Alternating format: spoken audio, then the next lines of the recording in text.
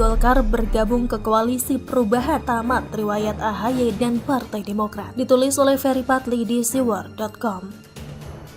Sebelum kita lanjut, jangan lupa subscribe dan nyalakan loncengnya agar Anda menjadi yang pertama mendapatkan informasi dari jurnal terupdate.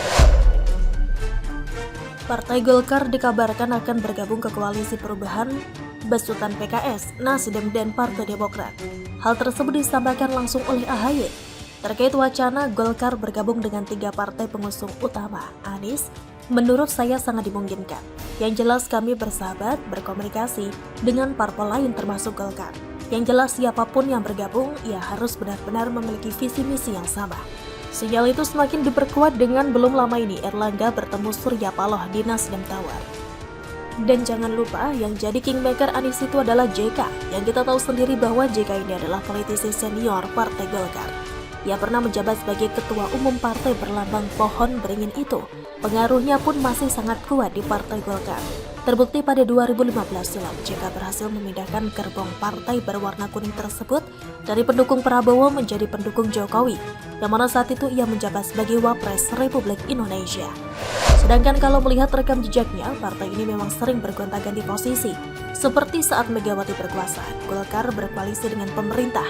Menjelang ketum PDIP itu lengser, berubah menjadi oposisi dengan ditandai JK mengundurkan diri dari kursi menteri.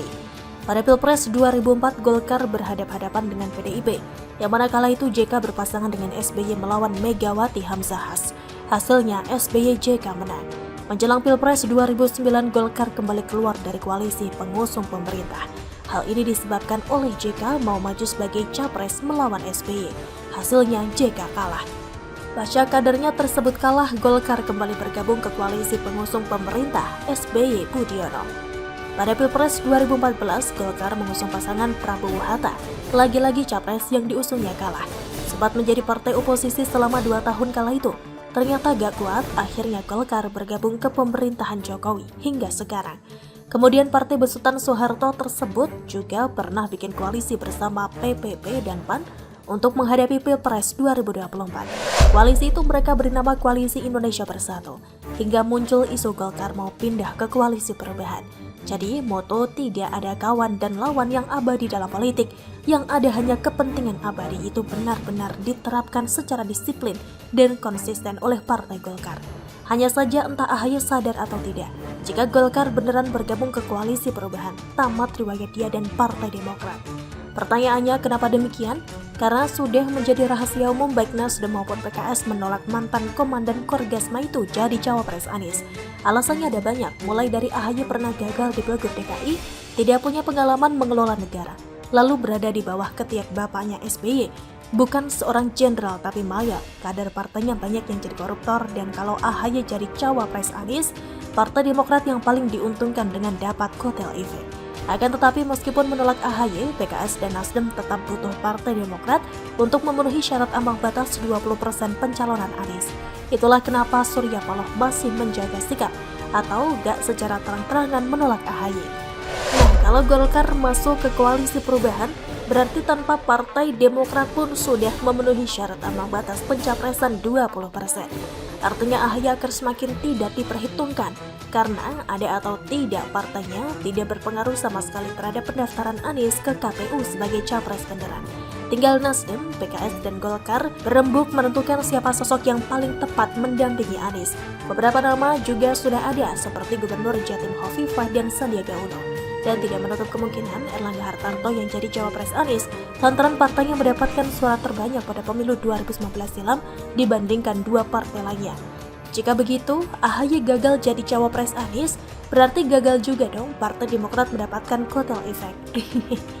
Dengan Partai Demokrat gagal dapat efek ekor jas, maka bisa saja partai berlambang bintang Mercy itu jadi gurem pada pemilu 2024 mendatang. Pasalnya di saat partai lain sedang sibuk membangun citra yang baik, hingga 2023 ini masih saja ada kader Partai Demokrat yang diciduk KPK karena korupsi. Padahal slogan partai tersebut katakan tidak pada korupsi belum direvisi hingga sekarang. Bagaimana menurut Anda?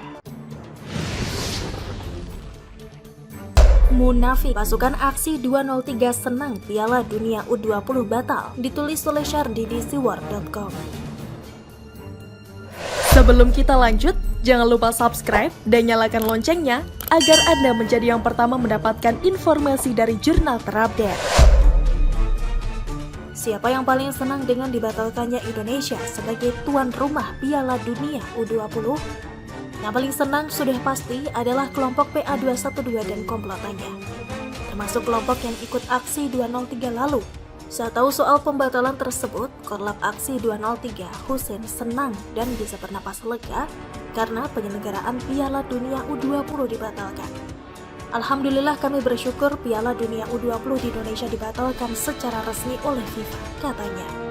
Sebenarnya jujur yang kita tolak bukan Piala Dunia U20-nya yang saat ini Indonesia selaku tuan rumah. Karena dari segi ekonomi dan posisi Indonesia di mata dunia serta lainnya, itu sangat menguntungkan, katanya. Dengan pembatalan ini, maka secara otomatis kita hentikan semua tuntutan kita. Sekali lagi kita bersyukur. Alhamdulillah ini semua adalah berkah, anugerah dan pertolongan dari Allah, kata dia. Mereka lah yang paling senang dengan penderitaan orang lain. Mereka senang karena ngotot memaksakan sudut pandang mereka ke orang lain. Mereka terlalu egois, tidak peduli dari kacamata pemain sepak bola, pelatih, official, dan stakeholder yang terlibat. Mereka kehilangan mimpi bertanding. Mereka kehilangan pekerjaan, bisnis UMKM, dan pariwisata juga kehilangan potensi keuntungan. Dan di sisi lain, para komplotan munafik ini tertawa dan senang. Mereka hanya peduli dengan tuntutan mereka, meskipun harus menghancurkan negara ini atau bikin negara ini malu sejadi-jadinya. Alasan mereka selalu sama, kayak kaset rusak. Menerima Israel dianggap sebagai pengkhianatan terhadap konstitusi dan menyakiti bangsa Palestina yang saat ini masih dijajah. Semoga ini bisa menjadi hikmah bagi siapapun yang menjadi pemerintah. Jangan sekali-kali menerima kedatangan negara penjajah Israel secara resmi, apapun acaranya. Karena itu adalah penyelewengan dan pengkhianatan terhadap konstitusi, katanya. Belanda dan Jepang juga penjajah di negeri ini, tapi mereka tidak teriak. USA juga termasuk agresor, salah satunya saat menyerang Irak, tapi mereka tidak protes. Mereka sok berjuang menegakkan konstitusi, padahal mereka tukang bikin gaduh, benci pemerintah, dan tidak peduli dengan konstitusi. Bahkan, sebagian mau ubah ideologi yang artinya pengkhianatan terhadap konstitusi. Pancasila mungkin tidak mereka pedulikan, tapi saat bahas Israel dan bela Palestina, mereka berubah jadi paling Pancasilais. Ini standar ganda, muka tembok gak tahu malu. Palestina pun takkan berupaya mati-matian mendukung dengan cara segila ini. Akibat bela Palestina, Indonesia batal jadi tuan rumah. Apakah Palestina akan ikut solidaritas dan tidak mau ikut pertandingan yang diadakan FIFA? Pasti tidak mau. Palestina tinggal ngomong, lah siapa yang minta kalian bela kami? Membela membabi buta dengan mengacak-ngacak negara ini. Negara ditelanjangi dan dilangkahi kayak gak ada harganya. Mimpi pemain timnas dihancurkan. Mereka tidak peduli karena mereka hanya peduli pada diri sendiri. Itulah munafiknya mereka. Di tempat lain Israel santai-santai saja. Tuan rumah dipindah ke negara lain, Israel tetap bisa main. Israel tertawa, Indonesia berduka dan menangis. Palestina cuma mengucapkan thank you Indonesia. Habis itu ya udah. Pasukan kadrun sampah membela membabi buta. Imbal balik cuma sedikit. Mereka kayak lebih cinta Palestina ketimbang negara sendiri. Mereka berani mempermalukan negara ini demi Palestina. Mereka berani menumbalkan orang lain demi satu negara. Saya selalu bilang berkali-kali, kekecewaan terbesar saya terhadap Jokowi adalah dia kurang tegas dan keras terhadap kelompok intoleran. Mereka yang keras menolak kedatangan Israel bahkan sampai ancam-ancam kerahkan massa kepung bandara adalah orang yang sama yang selama ini bikin gaduh lewat politik identitas dan politisasi agama. Sampai detik ini pun mereka dibiarkan seolah bukan sesuatu yang berbahaya. Akibatnya inilah yang kita petik. Negara dipermalukan. Kalau mau negara ini maju tanpa direcoki melulu, mereka harus diberantas. Tapi negara selalu kalah karena terlalu penakut. Terlalu bernyali tipis sehingga segan dan banyak pertimbangan. Berkali-kali mereka menampar negara, tapi tetap saja dibiarkan apa adanya.